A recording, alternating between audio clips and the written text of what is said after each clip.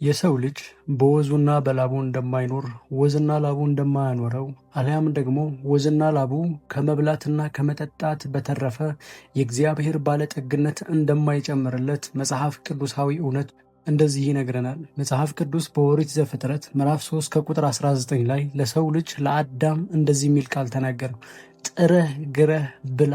ይህ ማለት ከመብላት የዘለለ ምድሪቱ ላንተ አታከማችም። ከመብላት የዘለለ ከወዝህ የምታገኘው አንዳች ነገር የለም። ለዚህ ነው የሰው ልጅ በጣም ይለፋል፣ በጣም ይሰራል፣ በጣም ይወርዳል፣ ይተጋል፣ በጣም ደግሞ በምድሪቱ ላይ ይኳትናል። ነገር ግን የባለጠግነት ምስጢር ሳይገባን እድሜ ልካችን የምንባከነው።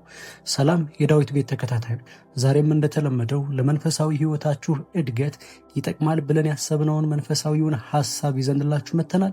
ይህንን ቪዲዮ እስከ መጨረሻ በመከታተል ከዚህ ቪዲዮ እንድትጠቀሙ ግብዣችን ነው።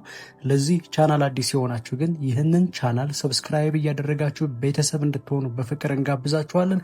ዛሬ ቀን በመጽሐፍ ቅዱስ ውስጥ እንድናየውና እንዲገለጥልን የተፈለገው ሐሳብ የባለጠግነት ምስጢር፣ ሰው ባለጠጋ እንዲሆን ሊገባን የሚገባ መንፈሳዊ ምስጢር አለ። ይህ ማለት የሰው ልጅ ሰነፍ እንዲሆን፣ የሰው ልጅ የስራ ትጋቱን እንዲገድል፣ የሰው ልጅ ተነቃቅቶ መስራትና መትጋቱ እንዲቀንስ ሳይሆን እጆቹ ወደ እግዚአብሔር ቸርነቶች፣ እጆቹ ወደ እግዚአብሔር ወደ አምላኩ እየዘረጋ የአምላኩን ጸጋና የአምላኩን በረከት እንዲጠብቅና ከአምላኩ የሚወርደውን መጽሐፍ ቅዱስ እንደሚናገረው የዕለት እንጀራችንን ስጠን በሉ ተብለን እንደታዘዝ ነው እንዴት የዕለት እንጀራችንና እንዴት እግዚአብሔር አምላክ እንደሚመግበን እንዴት ባለጠጋ እንደሚያደርገን ላሳያችሁ ፈልጋለሁ። የመጀመሪያው የሰው ልጅ ባለጠጋ መሆን የሚፈልግ ከሆነ አንድ ነገር ሊረዳ ይገባል። በኦሪት ዘፍጥረት ምዕራፍ 3 ከቁጥር 19 ላይ ያለው አንድ ምስጢር፣ ምድር ካንተ የተነሳች የተረገመች ናት። ይህ ማለት ፍሬዋ አትሰጥህም። ስንዴ በዘራህ ጊዜ አሜኬላ ታበቅልብሃለች። ስንዴ በዘራህ ጊዜ እሾህ ታበቅልብሃለች። ያን ጊዜ ይመርሃል፣ ይደክመሃል፣ እጅግ ትለፋለህ። ነገር ግን ከመብላትና ከመጠጣት ያለፈ አንዳች የሆነ ነገር ልታደርግ እንደማትችል መጽሐፍ ቅዱሳዊ እውነት አስቀምጠውልናል። ብዙ ባለጠጎች የማይነግሩን አንድ ምስጢር አለ። ባለጠጋ የሆኑባትን ምስጢር አይነግሩንም። ሲነግሩን እንደዚህ ይሉናል፣ በትንሽ ብር ከክፍለ ሀገር ስወጣ ልክ እንደዚህ ወይ ሊስትሮ ወይ ደግሞ አነስተኛ የሆነች ስራ ወይ ሱቅ በደረቴ ወይ የሆነች ነገር ጀመርኩ። ከዛ በኋላ መብዛት ቀጠሉ። ከዛ በኋላ እንደዚህ ያልኩኝ ትልልቅ ስራዎች ውስጥ ተሰማራው፣ እንደዚህ ያተረፍኩ። ነገር ግን ያ ከእውነቱ የራቀና የተደበቀ ምስጢር ስለሚያካሂዱ ብቻ ነው። ስለዚህ እዚሁ ላይ ሊገባን የሚገባው አንድ ነገር አለ። በወዛችንና በላባችን ባለጠጎች እንደማንሆን። ብዙ ሰው አገልጋይ ነው፣ ብዙ ሰው ሰራተኛ ነው፣ ብዙ ሰው ባለጠጋ ለመሆን ይሰራል። ነገር ግን በስራው ሰርቫይቭ ከማድረግ የዘለለ ምንም ነገር ማድረግ እንደማይችል ልታምኑበት ይገባል። ሁለተኛው ስቴፕ እንደገና ባለጠግነትና ክብር ከእግዚአብሔር ዘንድ ወይ ደግሞ ከእግዚአብሔር ብቻ እንደሆነ ልናስተውል ይገባል። ምክንያቱም መጽሐፍ ቅዱስ ላይ በአንደኛ ዜና ምዕራፍ 29 ከቁጥር 12 ላይ እንደዚህ ይላል፣ ባለጠግነትና ክብር ካንተ ዘንድ ነው፣ አንተም ሁሉን ትገዛለህ፣ ኃይልና ብርታት በእጅህ ነው፣ ታላቅ ለማድረግ ለሁሉም ኃይልን ትሰጣለህ። አያችሁ፣ ባለጠግነት ከእግዚአብሔር ዘንድ ነው። ክብርም ባለጠግነትም ከእግዚአብሔር ዘንድ ናቸው።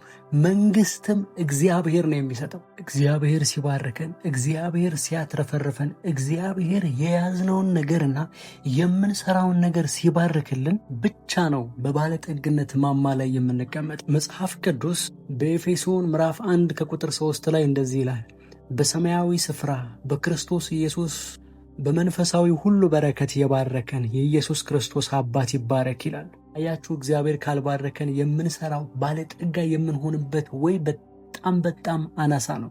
ምክንያቱም እግዚአብሔር ነው የሚሰጠው።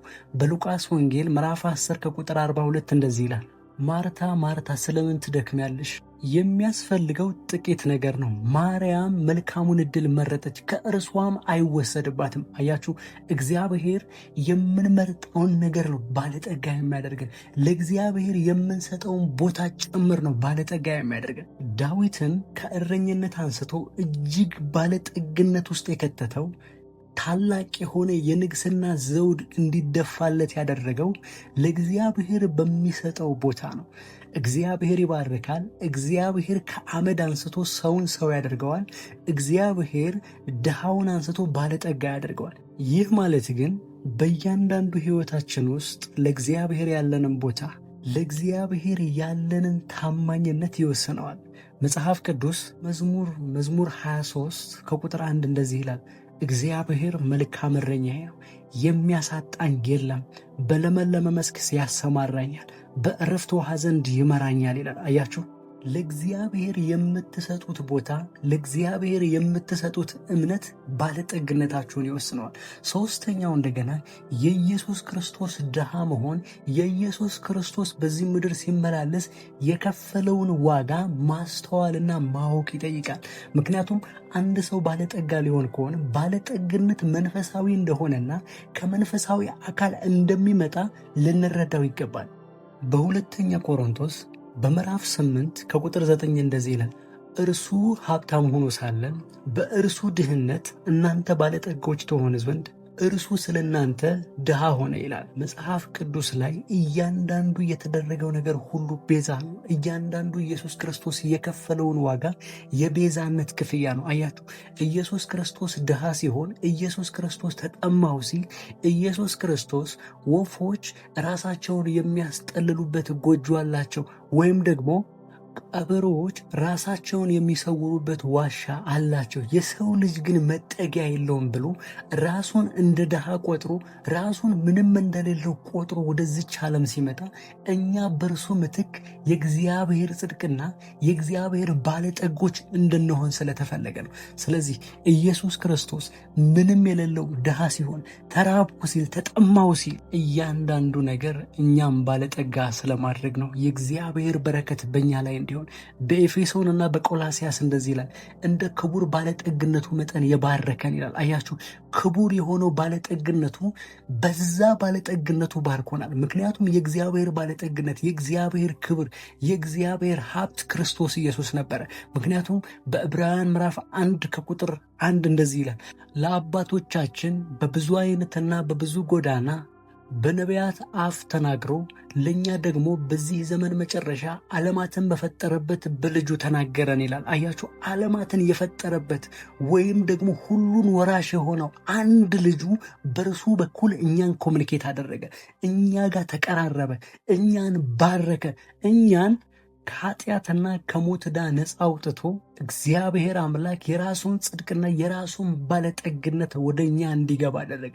ምክንያቱም የምታስታውሱ ከሆነ አንድ አዳምና አንድ ሔዋን ከፈጠረ በኋላ በኤደን ገነት አስቀመጣቸው ይላል። አያችሁ፣ ገነት ማለት ሁሉም ያለበት ያለምንም ድካም ኤቭሪቲንግ የሚበቅልበት እያንዳንዱ አስፈላጊ ነገር የተሟላና ፍሬዋ በየጊዜዋ የምትሰጥበት መልካም የሆነ የእግዚአብሔር መገኘት ያለበት ስፍራ ማለት ነው። እግዚአብሔር ለእኛ ያለው የባለጠግነት ፍላጎት ምን ያህል እንደሆነ አስተዋላችሁ? ስለዚህ እግዚአብሔር አምላክ ለእኛ የሰጠውን ነገር ማስተዋል፣ በክርስቶስ ኢየሱስ ያደረገውን ነገር ማየት ማስተዋል። አራተኛው እንደገና የእግዚአብሔርን ቸርነት ማወቅ። በቃ የዳዊት መዝሙር እያንዳንዱ ከምዕራፍ 1 ጀምሮ እስከ ምዕራፍ 150 ላይ ያለው እያንዳንዱ ነገር በጥሞና ካስተዋላችሁ የእግዚአብሔርን ቸርነት፣ የእግዚአብሔርን በረከት፣ የእግዚአብሔርን መሐሪነት እንድናቅ ነው የሚያደርገን። መጽሐፍ ቅዱስ ላይ በመዝሙረ ዳዊት ምዕራፍ 33 ከቁጥር 5 እንደዚህ ይላል፣ የእግዚአብሔር ቸርነት ምድርን ሞላች ይላል። አያችሁ፣ ምድር የሞላችሁ ከቸርነቱ ነው። ምድር እንደዚህ አቅርቦቷን የምትሰጠው እግዚአብሔር በምድሪቱ ላይ ለሰው ልጅ ቸርነት ስላደረገ ነው። በመጽሐፍ ቅዱስ በመዝሙር 65 ከቁጥር 11 ደግሞ እንደዚህ ይላል፣ በቸርነትህ ዓመታትን ታቀዳጃለህ፣ ምድረ በዳውን ስብን ታጠግበዋለህ። አያችሁ፣ ምድረ በዳው ራሱ እግዚአብሔርን ተስፋ ያደርገዋል። ምድረ በዳ ራሱ እንዲረሰርስ እግዚአብሔርን ተስፋ ያደርገዋል። መጽሐፍ ቅዱስ በትንቢተ ኢሳይያስ ምዕራፍ 40 እንደዚህ ይላል፣ እግዚአብሔርን በመተማመን የሚጠባበቁ ግን ኃይላቸውን ያድሳሉ፣ እንደ ንስር በክንፍ ይበራሉ፣ ይሄዳሉ አይደክሙም፣ ይሮጣሉ አይታክቱም ይላል። አያችሁ፣ ምክንያቱም ባለጠግነት ከእግዚአብሔር ስለሆነ እግዚአብሔር ለምድሪቱ ለምድረ በዳዋ እንኳን የሚያለመልማል ምድረ በዳዋ እንድትረሰርስ የሚያደርገው እርሱ እግዚአብሔር ስለሆነ እያንዳንዱ የዳዊት መዝሙር ክፍል ስለ ቸርነቱ፣ ስለ ምሕረቱ፣ እግዚአብሔር ስለመገቦቱ፣ እግዚአብሔር ስለሚሰጠው መልካም ስጦታዎች ይናገራል። የመጨረሻውና አምስተኛው እንደገና ጽድቁንና መንግስቱን መፈለግ።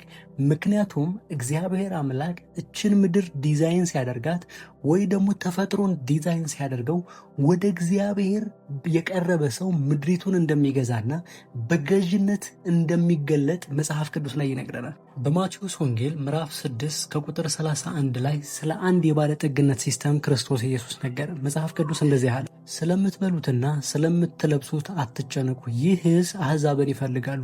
እግዚአብሔር የሰማይ አባታችሁ ሳትለምኑት የሚያስፈልጋችሁን ነገር ያውቃል። ነገር ግን እዚህ ላይ አንድ ሚስጥር ነገር፣ ጽድቁንና መንግስቱን ፈልጉ፣ ሌላው ሁሉ ይጨመርላችኋል። አያችሁ፣ ፊታችሁ ወደ እግዚአብሔር ስታደርጉ በረከትና ባለጠግነት እንደገና ፊቱ ወደ እናንተ ያደርጋል።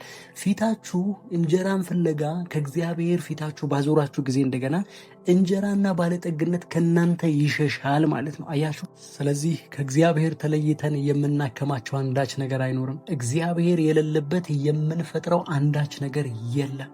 ስለዚህ እጆቻችን ወደ እግዚአብሔር ዘርግተን ሕይወታችን እንዲባርክልንና በመውጣትና በመግባታችን ፍሬያማ እንድንሆን የእግዚአብሔር ቅዱስ ፈቃድ እንዲሆን ማለዳና ማለዳ፣ ሌሊትና ሌሊት፣ ምሽትና ምሽት በእያንዳንዱ ከእግዚአብሔር ጋር ጊዜ በማሳለፍ ለእግዚአብሔር ባለጠግነት እጃችን እንድንዘረጋ ላሳስባችሁ እወዳለሁ። የዛሬው ሐሳብ ይህ ነበረ። እስከ መጨረሻው ከኔ ጋር ስለነበራችሁ አመሰግናለሁ። ይህ ቪዲዮ ከጠቀማችሁ ላይክ፣ ሸር ማድረግ እንዳትረሱ። ለዚህ ቻናል አዲስ ከሆናችሁ ግን ይህንን ቻናል ሰብስክራይብ እያደረጋችሁ ቤተሰብ እንድትሆኑ ግብዣዬ ነው። በሚቀጥለው ቪዲዮ እስክንገናኝ ድረስ የእግዚአብሔር ሰላም ከእናንተ ጋር ይሁን። ሰላም።